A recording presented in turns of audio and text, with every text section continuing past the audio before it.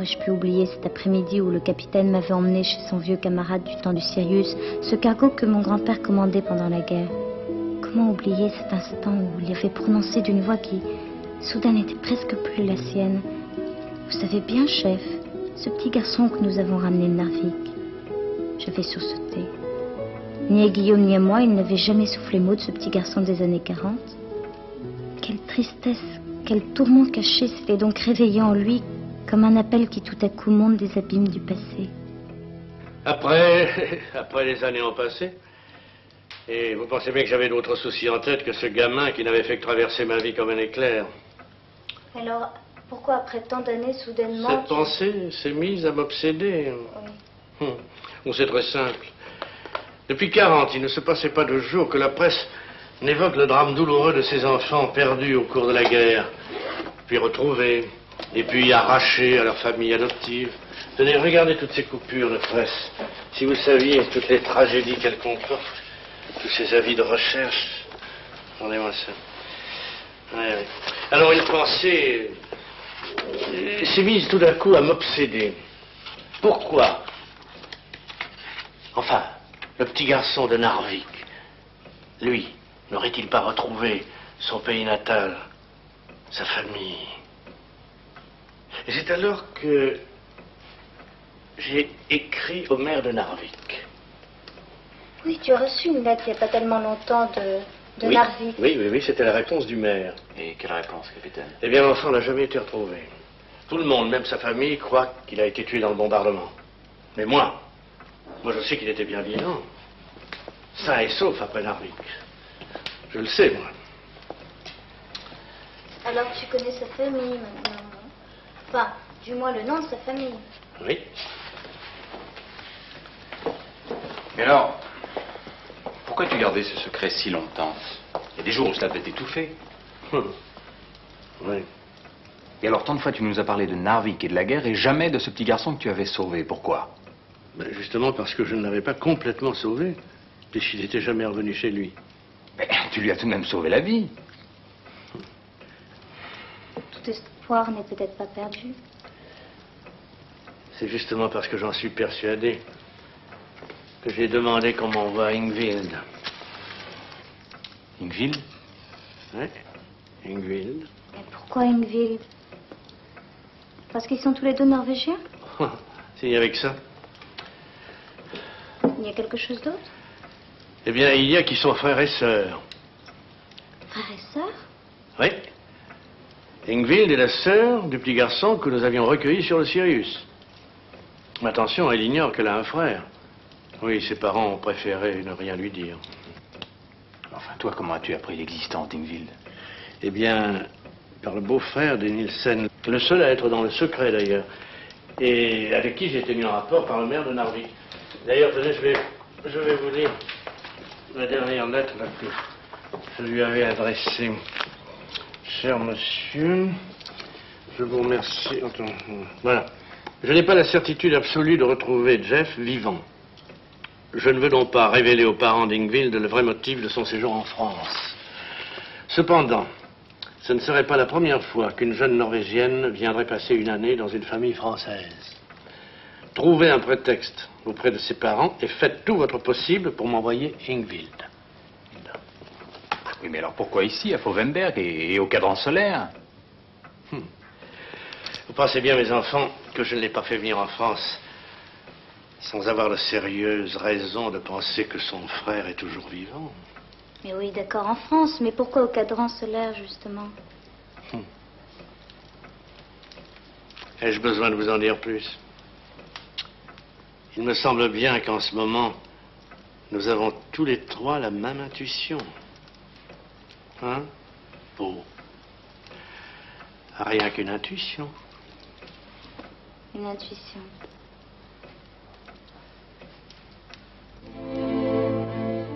Nous n'avions pas revu Yann depuis le soir de Noël.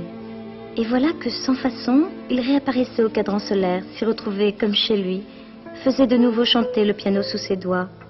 Je dévorais Yann des yeux. Serait-ce possible qu'il fût l'enfant de Narvik? Ou bien mon grand-père se laissait-il tout bonnement emporter par une série de coïncidences?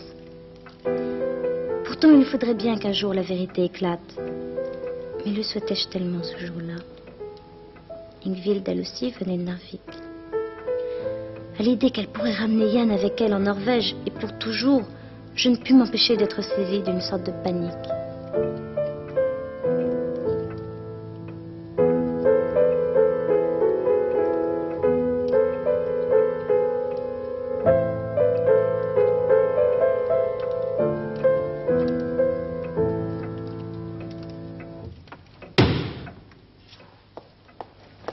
À quoi pensez-vous donc? Mais on écoute. C'est non, vous m'observez. Alors là, mon garçon, tu te trompes. Je te dirais même qu'en écoutant cette musique, je ne pensais plus à toi. Je t'avais complètement oublié. Tu étais loin, très loin. Hein? J'aime mieux ça. Non. J'étais en train de lire des vers, alors je trouvais que ça allait très bien avec la musique que tu jouais. Mais tu devrais nous en faire profiter. Allez, lis-les-nous ces vers. Oh, si tu veux. Je revois les montagnes et les vallées comme je les ai vues au temps de ma première jeunesse. Le même vent souffle sur mes joues. C'est la voix de mon enfance qui rêve. C'est la voix de mon enfance qui rêve. Et j'écoute, joyeux et pensif. Oh, je trouverai bien un abri pour le soir, quand sonnera l'heure pour moi de rentrer à la maison. Quand sonnera l'heure pour moi de rentrer à la maison?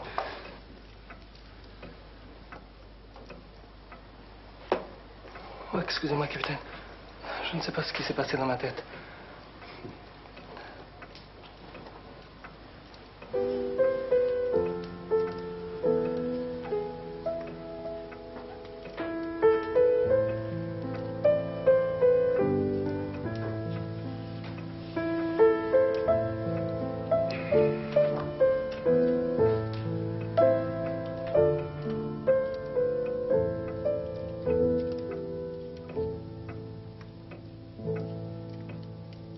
Je ne sais pas si vos enfants sont comme les miens, ils sont terribles. Ils passent pas une semaine sans qu'ils perdent toutes leurs affaires. La semaine dernière, ils ont perdu les gants. Et cette semaine, ils oublient leur cache-nez. Vous savez, c'est tous pareil. Hein. Je ne sais pas s'ils sont en retard ou si c'est ma montre qui avance, mais le dentiste ne va plus nous prendre. Ah, mais j'y pense. J'ai oublié mon rôti chez le boulanger. Te voilà, toi? Bonjour, mademoiselle. Mademoiselle Fanny, vous me connaissez, n'est-ce pas? Je suis bien contente que vous soyez seule. J'ai à vous parler. Viens avec moi. Si, il y a un salon de thé pas loin. Ici, venez, n'ayez pas peur. C'est de Yann que je veux vous parler. Mais pourquoi me raconter tout ça? Le faux. Voilà, je ne suis que sa mère adoptive. Vous le saviez? C'est Yann qui... Non. Il faut que je vous explique comment tout ça s'est fait. Il faut que je vous raconte. Voilà. J'ai eu un fils, un vrai. Il est mort accidentellement. En 1940. Il avait 3 ans et demi. Je l'avais confié à mes parents qui vivaient en Bretagne, près de Pont-Aven. Mon petit garçon était courageux et désobéissant comme pas un. Il a profité d'un moment d'inattention de ma mère et il s'est sauvé vers la rivière. Il a disparu. On n'a plus rien trouvé de lui que son petit jouet, un petit camion rouge. Oui, je sais, je ne suis pas assez claire. Vous allez me comprendre. Mon fils s'appelait Yann. Yann? Je l'avais confié à mes parents parce que c'était la guerre. Et que j'avais pris du service dans la Croix-Rouge. La Croix-Rouge française? Mais bien sûr. Mon travail me prenait de plus en plus et puis... il y a eu cet hiver abominable pour moi. Mon mari tué dans l'Assa en décembre 39. Et 2 mois après, je perdais mon enfant. À cette époque-là, j'ai cru que je ne me consolerais jamais. Et puis en mai 40, pendant l'Exode, sur la route de Tours, au milieu de tous ces malheurs que je côtoyais, il y a eu un geste de la Providence qui m'a sauvée.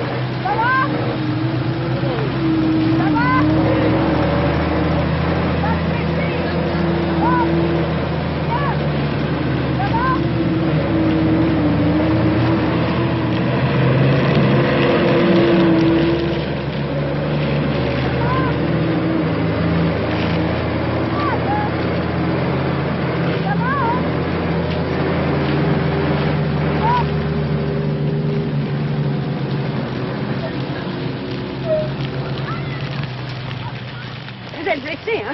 Ah, ce n'est rien, un éclat dans le mollet. Vous étiez dans cette voiture? Ah oui. Ce sont des artistes étrangers, ils m'ont pris avec eux en cours de route. Ils sont morts.